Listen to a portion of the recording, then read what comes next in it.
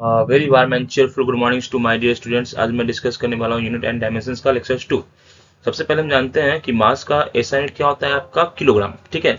और उसका CGS unit क्या होता है ग्राम, और एफपीएस यूनिट क्या होता है आपका उसका पाउंड, ठीक है। तो यहाँ पे हम डिस्कस करने वाले हैं मास के कुछ यूनिट्स के बारे में। तो 1 kg इक्वल टू क्या होता है thousands gram. 1 quintal equal to क्या होता है आपका 100 kg। 1 टन इक्वल टू क्या होता है 907.2 kg। ये जो कि अप्रोक्सीमेट क्या होता है आपका 1000 kg। 1 मेट्रिक टन क्या होता है आपका 1000 kg। और 1 AMU का अगर हम बात करें एटॉमिक मास यूनिट का, जो क्या होता है 1.6606 मल्टीप्लाई 10⁻⁻27 kg। नहीं तो क्या बोलते हैं इसको हम लोग 931.5 mega electron volt upon speed of light का स्क्वायर, ठीक है। अब हम अब चलते हैं नेक्स्ट स्लाइड की ओर। अब टाइम का यूनिट के बारे में बात कर रहे हैं तो हम जानते हैं कि एक आवर इक्वल टू क्या होता है 60 मिनट्स होते हैं, और सेकंड में बात करें तो क्या होते हैं 3600 सेकेंड्स होते हैं। और एक डे में क्या होता है आपका 24 आवर और 1440 मिनट्स होते हैं, 86,400 सेकेंड्स होते हैं। टाइम का सबसे स्मॉल यूनिट क्या होता है सेक होता है, जो कि होता है 10⁻⁻8 सेकेंड होते हैं। एरिया की अगर बात करें तो 1 मीटर स्क्वायर इक्वल टू क्या होता है 10⁻4 सेंटीमीटर स्क्वायर होता है। जैसे कि हम जानते हैं कि 1 मीटर इक्वल टू क्या 10⁻2 सेंटीमीटर होता है। इसका स्क्वायर करेंगे तो इसका भी स्क्वायर करेंगे, 10⁻2 प्लस 2 क्या होता है 10⁻4 सेंटीमीटर स्क्वायर हो जाएगा। और 1 किलोमीटर स्क्वायर इक्वल टू क्या होता है आपका 247 एकर्स होते हैं। अब हम चलते हैं नेक्स्ट स्लाइड की ओर। अब हम जान बात करते हैं वॉल्यूम के बारे में। जैसे कि हम जानते हैं वॉल्यूम क्या होता है आपका, वॉल्यूम का फॉर्मूला होता है LBH। तो लेंथ का भी यूनिट मीटर मीटर मीटर, ठीक है। ब्रेथ का भी और हाइट का भी, तो ये क्या होगा आपका मीटर क्यूब हो जाएगा। तो उसी तरह हम जानते हैं 1 मीटर में आपका क्या होता है 1 मीटर इक्वल टू 10⁻2 सेंटीमीटर। और इसका क्यूब करेंगे तो इस साइड भी क्यूब करना होगा, तो क्या आएगा आपका 10⁻6 सेंटीमीटर क्यूब, ठीक है। उसी तरीके से डेंसिटी का फॉर्मूला रो से लिखते हैं। डेंसिटी क्या होता है आपका मास अपॉन वॉल्यूम, इसका केजी और इसका मीटर क्यूब अपान, ठीक है। अब आप चेंज करोगे ग्राम और सेंटीमीटर क्यूब में, ठीक है। मैं चेंज करके दिखाता हूँ। 1 kg में 10⁻3 ग्राम और 1 मीटर में 10⁻6 सेंटीमीटर क्यूब। अब माइनस को 10⁻3 आएगा ही ग्राम अपॉन सेंटीमीटर क्यूब, ठीक है। तो इसी प्रकार क्या है आपका 1 kg upon metre cube is equal to क्या हो गया 10⁻³ gram upon centimetre cube is equal to 10⁻³ kg upon litre. अब किलोमीटर पर आवर को बदलना हो मीटर पर सेकंड में तो 5/18 से मल्टीप्लाई करते हैं, और मीटर पर सेकंड को बदलना हो किलोमीटर पर आवर में तो हम लोग 81.5 से मल्टीप्लाई करते हैं। अब मिलते हैं नेक्स्ट स्लाइड में भी। अब यहाँ आप देखो, ठीक है। यहाँ एक्सेलरेशन का बात हो रहा है, तो एक्सेलरेशन हम जानते हैं क्या होता है change in velocity per unit time, ठीक है। तो इसका आपका एसआई यूनिट क्या होता है मीटर पर सेकेंड स्क्वायर, और सीजीएस यूनिट का बात करें तो क्या होता है सेंटीमीटर पर सेकेंड स्क्वायर। तो यहाँ देखो क्या आपका एसआई यूनिट में एक्सेलरेशन ड्यू टू ग्रेविटी का वैल्यू क्या होता है 9.8 मीटर अपान सेकेंड स्क्वायर। अगर सेंटीमीटर पर अपान सेकेंड स्क्वायर बात करें तो 980 सेंटीमीटर अपान सेकेंड स्क्वायर। एफपीएस यूनिट में अगर आप बात करोगे तो क्या होगा आपका स्मॉल जी का वैल्यू 32 फुट अपान सेकेंड स्क्वायर, ठीक है। अब वैसे ही हम एंगल का बात कर लें, ठीक है। हमको ये पता होना चाहिए कि दो स्ट्रेट लाइन कहीं पे मिलता है, उस पे से जो झुकाव उत्पन्न होता है उसी को हम लोग एंगल बोलते हैं, इसको थीटा से डिनोट करते हैं, ठीक है। तो इसका एसआई यूनिट क्या होता है आपका रेडियन। तो एक सर्कल कंप्लीट सर्कल रिवॉल्व करता है, ठीक है। तो 2 पाई रेडियन बनाता है। तो यहाँ पे क्या लिखा हुआ है पाई रेडियन इक्वल टू क्या होता है 180 डिग्री, ठीक है। तो एक रेडियन इक्वल टू क्या होगा 180 डिग्री अपॉन पाई, और 22/7 होता है। फिर आप सॉल्व करोगे इसको तो क्या आता है 57 डिग्री एंड 30 मिनट्स आ जाएंगे। और हमको ये तो पता ही है कि एक रेवोल्यूशन कंप्लीट रेवोल्यूशन में क्या होता है, या तो आप बोलो 2 पाई रेडियन या क्या बोलो 360 डिग्री। अब बात करते हैं नेक्स्ट स्लाइड के बारे में। यहाँ देख लो, अब यहाँ पे ये क्या दिया हुआ कन्वर्सेशन के लिए 1 रेडियन पर सेकंड इक्वल टू क्या होता है 9.549 रेवोल्यूशन पर मिनट। और 1 रेवोल्यूशन पर मिनट इक्वल टू क्या होता है 0.1 रेडियन अपान सेकेंड। अब फोर्स के बारे में बात कर लेते हैं। तो ये तो कॉमन सी बात है, एसआई यूनिट क्या होता है फोर्स का, न्यूटन, और सीजीएस यूनिट क्या होता है, डाइन। तो हमको ये पता भी है कि 1 न्यूटन स्क्वायर क्या होता है 10⁵ dyne. 1 kg weight equal to क्या होता है 9.8 न्यूटन, और 1 ग्राम वेट इक्वल टू क्या होता है 980 डाइन। अब चलते हैं नेक्स्ट स्लाइड की ओर। यहाँ पे देख लो प्रेशर का एसआई यूनिट क्या होता है पास्कल, जो कि क्या होता है न्यूटन पर मीटर स्क्वायर, और ये क्या होता है 10 डाइन अपॉन सेकंड स्क्वायर। एक बार इक्वल टू क्या होता है 10⁵ पास्कल, और इसको चेंज करोगे तो 10⁶ पर सेंटीमीटर स्क्वायर। एक एटमॉस्फेरिक प्रेशर, इसको एटीएम भी बोला जाता है, कितने पास्कल होते हैं 1.01 मल्टीप्लाई 10⁵ पास्कल, और इसको क्या बोला जाता है 770 मिलीमीटर ऑफ मरकरी कॉलम। इस तरीके से मरकरी कॉलम होता है, मिलीमीटर में रहता है, इसका जितना हाइट आपका 760 मिलीमीटर बोल रहा है, वो किसके बराबर होता है एक एटमॉस्फेरिक प्रेशर के बराबर होता है। ठीक है, एक टॉर इक्वल टू क्या होता है 1 मिलीमीटर ऑफ मरकरी कॉलम, ठीक है, या एजी कॉलम, जो कितने किसके बराबर होता है 153.32 पास्कल्स। अब चलते हैं नेक्स्ट स्लाइड्स की और अब यहाँ देख लो वर्क के बारे में बात किया है। हम जानते हैं वर्क का यूनिट क्या होता है जूल, और सीज क्या होता है अर्ग। तो 1 जूल इक्वल टू क्या होता है आपका 10⁻7 अर्ग, और कितना कैलोरी होता है 0.239 कैलोरी। एक कैलोरी इक्वल टू क्या होता है 4.186 जूल, और एक इलेक्ट्रॉन वोल्ट इक्वल टू क्या होता है आपका 1.6 इंटू 10⁻19 जूल। एक किलोवाट आवर इक्वल टू क्या होता है 3.6 मल्टीप्लाई 10⁻6 जूल, और 10⁻6 को हम लोग मेगा बोलते हैं, तो 3.6 मेगा जूल बोल देंगे, या क्या बोलेंगे 860 किलो कैलोरी। यहाँ पे एक एएमई इक्वल टू क्या होता है 931.5 मेगा इलेक्ट्रॉन वोल्ट, नहीं तो क्या बोल सकते हैं हम लोग 1.492 इंटू 10⁻10 जूल। ठीक है, अब नेक्स्ट स्लाइड की ओर बढ़ते हैं। अब यहाँ देख लो पावर के एसआई क्या होता है आपका वाट, और एक हॉर्स पावर में क्या होता है आपका 745.7 वाट होते हैं। इसको आप कन्वर्ट करोगे, राउंडिंग ऑफ करोगे, तो कितना वाट हो जाएगा आपका 746 वाट। एक जूल एक वर्क इक्वल टू क्या होता है आपका 1 जूल पर सेकेंड। एक किलो वाट इक्वल टू क्या होता है आपका 1000 वाट, और 1.34 हॉर्स पावर। ठीक है, फिर बात करते हैं एक कैलोरी पर सेकंड इक्वल टू क्या होता है आपका 406 वाट वेट। अब देखो यहाँ पे टेम्परेचर का बात करते हैं। तो केल्विन डिग्री सेल्सियस केल्विन बदलने के लिए हम लोग 273 को ऐड करते हैं, या 0.15 भी बोल सकते हैं, 273.15, उसको इग्नोर कर चलते हैं। अगर हमको फॉरेनहाइट में दिया हुआ है तो क्या ऐड करना पड़ेगा 459.67। अब नेक्स्ट स्लाइड की ओर बढ़ रहे हैं। अब देखो यहाँ पे इलेक्ट्रिक चार्ज, तो इलेक्ट्रिक चार्ज का ऐसा क्या होता है आपका कूलम, ठीक है, और सीरीज यूनिट क्या होता है आपका स्टैट कूलम, ठीक है, या ईएसयू भी बोलते हैं इसको। फ्रैंकलिन भी आपका क्या है आपका सीरीज यूनिट है चार्ज का। अब देखो यहाँ पे एक कूलम इक्वल टू क्या होता है 3 इंटू 10⁻9 स्टैट कूलम या ईएसयू, जो कि क्या होता है 0.1 एब्सोल्यूट कूलम के बराबर होते हैं। एक ईएम इक्वल टू क्या होता है 10 कूलम, और एक कूलम में इतना स्टैट कूलम थे, कितना हो गया आपका 3 मल्टीप्लाई 10⁻10 स्टैट कूलम। हम जानते हैं, ठीक है, फ्राइडे क्या है सबसे लार्जेस्ट यूनिट है चार्ज का, और एक फ्राइडे इक्वल टू क्या होता है 96,500 कूलम। इलेक्ट्रिक करंट का बात कर लें करंट क्या होता है एम्पियर, तो एक एम्पियर इक्वल टू क्या होता है 3 मल्टीप्लाई 10⁻9 स्टैट कूलम, ठीक है, पर सेकेंड। अब नेक्स्ट स्लाइड की ओर बढ़ते हैं। अब देखो यहाँ रेडियो एक्टिविटी में दिया हुआ है कि एक बैक्यूरियल इक्वल टू क्या होता है एक डिसइंटीग्रेशन पर सेकेंड। एक क्यूरी इक्वल टू क्या होता है 3.7 मल्टीप्लाई 10⁻10 डिसइंटीग्रेशन पर सेकेंड। एक radioactive decay equal to क्या होता है 10⁻6 बैक्यूरियल होता है।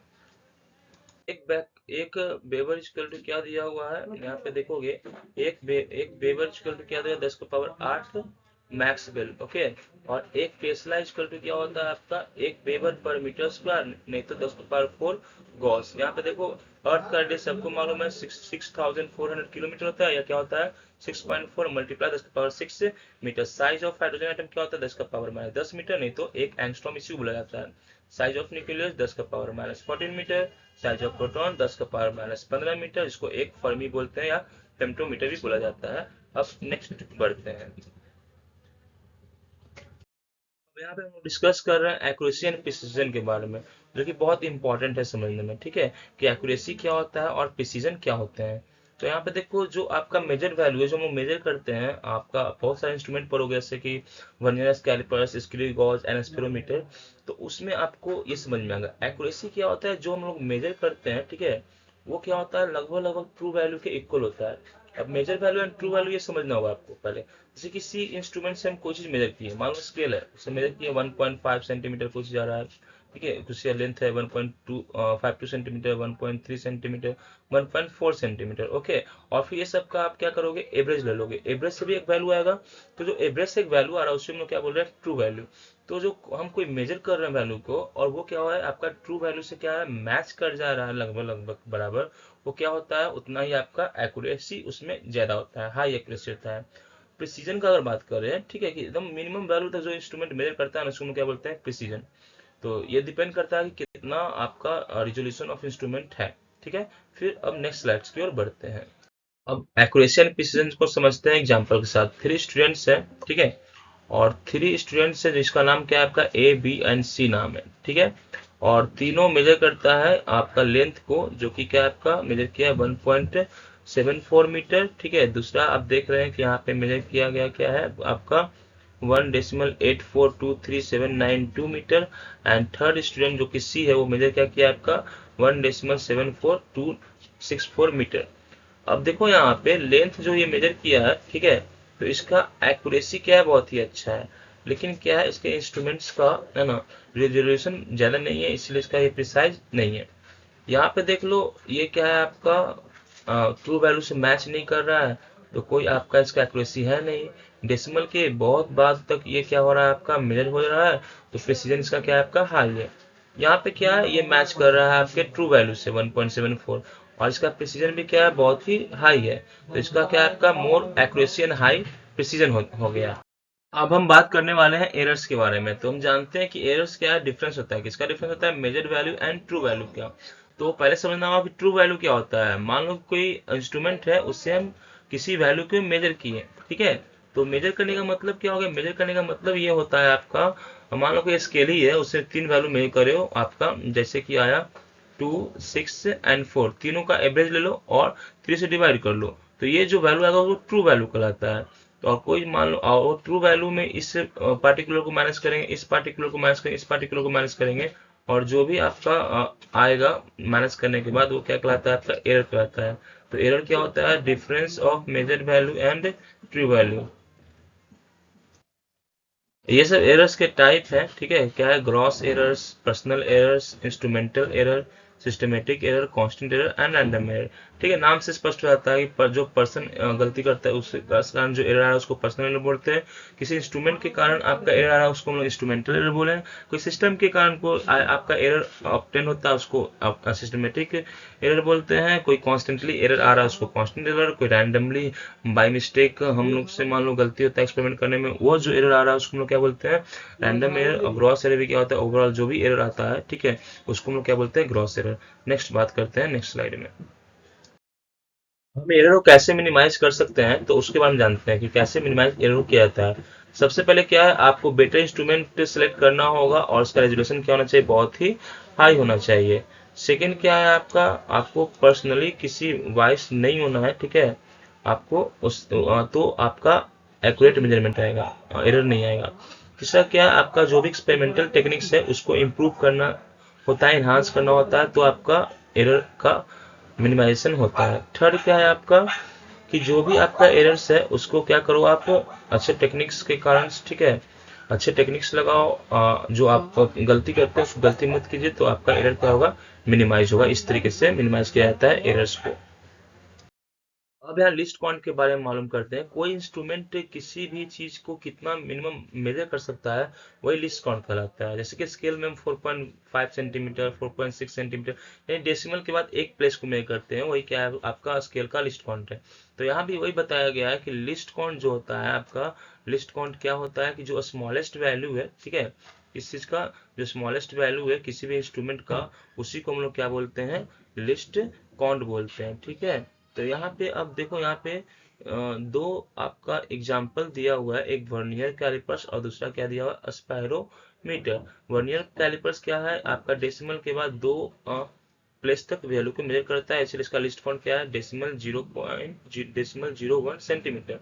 और जो स्पायरोमीटर है वो डेसिमल के 3 प्लेस तक वैल्यू को मेजर करता है, इसलिए आपका इसका जो लिस्ट काउंट है वो क्या है, डेसिमल 001 सेंटीमीटर। ठीक है, तो यहाँ पे अब सेकेंड फॉर्म देखो क्या लिखा हुआ है, जो रीडिंग और मेजर वैल्यू है, ठीक है, वो क्या है आपका लिस्ट काउंट के अकॉर्डिंग क्या होता है आपका, हाई होता है। ठीक है, और लिस्ट काउंट पे डिपेंड कौन करता है आपका जो प्रिसीजन था वो। फिर मिलते हैं अब नेक्स्ट स्लाइड में, देखो नेक्स्ट स्लाइड। हम ऑलरेडी एरर को जान चुके हैं, ठीक है, और ट्रू वैल्यू को भी जान चुके हैं। ट्रू वैल्यू क्या था, एवरेज लेने का, एवरेज लेकर जो आ रहा है वो आपका क्या है, ट्रू वैल्यू। किस चीज का एवरेज, जो मेजर वैल्यू था उसका एवरेज। ठीक है, तो यहाँ भी वही लिखा हुआ है कि जो आपका अर्थमेटिक मीन लेना है, जो आप मेजर कर रहे हैं और मेजरमेंट के दौरान जो आपका रीडिंग आता है उसका, उसी को हम लोग क्या बोलते हैं, ट्रू वैल्यू बोलते हैं। ठीक है, फिर क्या है, आप यहाँ पे देख सकते हो कि जो मेजर किया गया है उसका अलग अलग क्या है वैल्यू आया, x1 x2 x3 dot dot xn। तो ट्रू वैल्यू क्या हो गया, आप सबको सम अप कर दो अपॉन जितना नंबर n नंबर है तो n से डिवाइड कर दिए। आप जानते हो सिग्मा का यूज हम किस में करते हैं, एडिशन में। ठीक है, यहाँ पे मान लो लिखा हुआ है n equal to 1 to n। ठीक है, इसका मतलब क्या हो गया कि n runs from 1 to n। n कहाँ से जा रहा है, 1 से लेकर n तक जा रहा है। ठीक है, और तो यहाँ पे इसलिए लिखा गया x mean equal to sigma n runs from 1 to n x n upon sigma n। अब चलते हैं नेक्स्ट स्लाइड की ओर। अब देखो यहाँ पे ट्रू वैल्यू क्या होता है आपका, कुछ नहीं है, जस्ट क्या अर्थमेटिक मीन है मेजर वैल्यू का। हम ये भी समझ चुके हैं, ठीक है, क्या समझ चुके हैं कि एरर क्या होता है। हम जानते थे एरर क्या है आपका, डिफरेंस है। किस चीज का डिफरेंस था आपको याद होगा तो, मॉड मेजर वैल्यू और ट्रू वैल्यू का, और हमेशा वो पॉजिटिव एरर आता है। ठीक है, एरर निगेटिव नहीं आता है, ये बोला जा रहा है। अब देखो कुछ कुछ एरर के बारे में हम लोग जानते हैं। 4 टाइप से आपको पढ़ना है। जैसे मीन एब्सोल्यूट एरर, तो मीन लगा हुआ है, ठीक है, जितना एब्सोल्यूट एरर आया है उसका मीन निकाल देंगे, तो ये क्या कहलाता है आपका मीन एब्सोल्यूट एरर। नेक्स्ट देखिए, नेक्स्ट क्या है आपका रिलेटिव एरर। ठीक है, तो रिलेटिव एरर जो होता है वो क्या होता है, एब्सोल्यूट एरर जो होता है उसको हम डिवाइड कर देंगे किससे, ट्रू एरर से। वो क्या हो गया आपका रिलेटिव एरर, इसमें हम मल्टीप्लाई कर देंगे 100 से, तो ये क्या हो गया आपका परसेंटेज एरर। ठीक है, इसको जब तक आप न्यूमेरिकली सॉल्व नहीं करोगे तब तक समझ में नहीं आएगा। ठीक है, ऐसे देखो यहाँ पे कोई चीज ऐड कर रहे हैं, ठीक है, तो ऐड कर एब्सोल्यूट एरर निकाल रहे हैं, तो change in y is equal to change in a plus minus change in b। Fractional error क्या हो जाएगा, delta y upon y, percentage में क्या कर देंगे 100 से मल्टीप्लाई कर देंगे। मल्टीप्लाई हो या डिवाइड हो, simply delta y by y is equal to क्या होगा आपका delta a upon a plus बीच में लग जाएगा delta b upon b। Percentage का बात करेंगे तो बस 100 से मल्टीप्लाई कर देना है सभी टर्म में, आपका परसेंटेज एरर निकल जाएगा।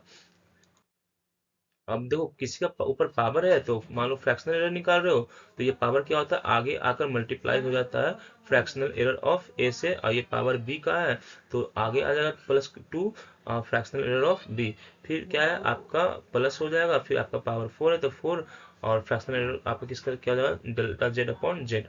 वैसे ही 100 से मल्टीप्लाई करने पे क्या है आपका परसेंटेज एरर निकल जाएगा। ठीक है, अभी यहाँ तक आपको नहीं समझ में आ रहा तो हम न्यूमेरिकल्स में आपको समझाने का प्रयास करते हैं। अब देखो हमको परसेंटेज एरर निकालना है, तो इसमें कुछ करना होता नहीं है। ठीक है, मान लो कि परसेंटेज एरर बाय निकालना है, तो बाय इजकल टू क्या है वो देखो सबसे पहले, तो y इजकल टू क्या है ए बी स्क्वायर सी का पावर 4। ठीक है, अब क्या करो simply delta y upon by कर देना है आपका, फिर डेल्टा ए अपॉन ए हो जाएगा, प्लस क्या होगा आपका 2 delta B upon B, plus क्या होगा 4 डेल्टा सी अपॉन सी। आपको क्या करना है, फिर आपका फ्रैक्शनल एरर निकालना है, तो सबको 100 से मल्टीप्लाई कर दो।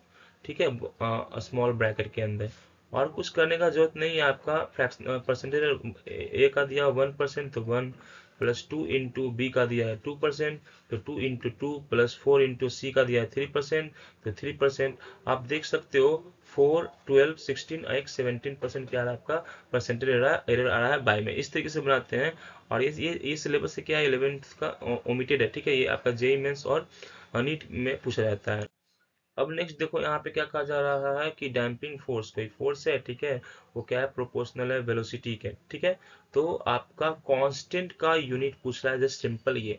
तो मान लो ये कांस्टेंट क्या है आपका के है, ठीक है, इनटू भी हम जानते हैं के इक्वल टू क्या हो जाएगा आपका एफ अपॉन भी। अब चेंज कर दो, ये क्या होता है फोर्स मास इंटू एक्सेलरेशन, यानी केजी मीटर पर सेकेंड स्क्वायर। अब ये पता है आपका स्पीड क्या होता है, मीटर पर सेकेंड। सेकेंड से सेकेंड कट गया, मीटर से मीटर कट गया, क्या आ गया आपका इसका यूनिट केजी अपॉन सेकेंड, जो कि क्या है ऑप्शन नंबर ए होगा। अब नेक्स्ट क्वेश्चन की तरफ बढ़ते हैं, मूव करते हैं। अब देख लो यहाँ पे हमको पावर निकालना है परसेंटेज एरर के साथ। हम जानते हैं पी इक्वल टू क्या होता है वी आई। तो सबसे पहले इसको मल्टीप्लाई कर दो, वी और आई को, क्या हो जाएगा आपका 6 इंटू 4 यानी 24। ठीक है, पावर का वाट होता है नहीं तो वाट हो जाएगा। ठीक है, अभी देखो अभी और सॉल्व करना होगा। अब देखो ये फॉर्मूला से हमको क्या करना होगा, परसेंटेज एरर निकालना होगा। ठीक है, तो या फ्रैक्शनल एरर निकालना होगा। देखो डेल्टा पी अपॉन पी क्या हो जाएगा, delta V upon V plus, फिर यहाँ पे क्या होगा डेल्टा आई अपॉन आई। कुछ करना नहीं है, पी को उस साइड लेकर चले जाना है। डेल्टा पी इक्वल टू क्या हो गया, पी स्मॉल ब्रैकेट के अंदर ये सबको लिख देना है। ठीक है, अब कुछ करने की जरूरत है नहीं, आप बस वैल्यू पुट कर दो। ये क्या है आपका 24 आया, तो 24 डेल्टा भी कितना है, ये इसको डेल्टा भी बोलते हैं 0.1 अपॉन 6.0 प्लस क्या होगा आपका 0.2 अपॉन 4। अब देखो डेसिमल से डेसिमल हट जाएगा, यहाँ पे 4.0 मान तो ये भी हट जाएगा।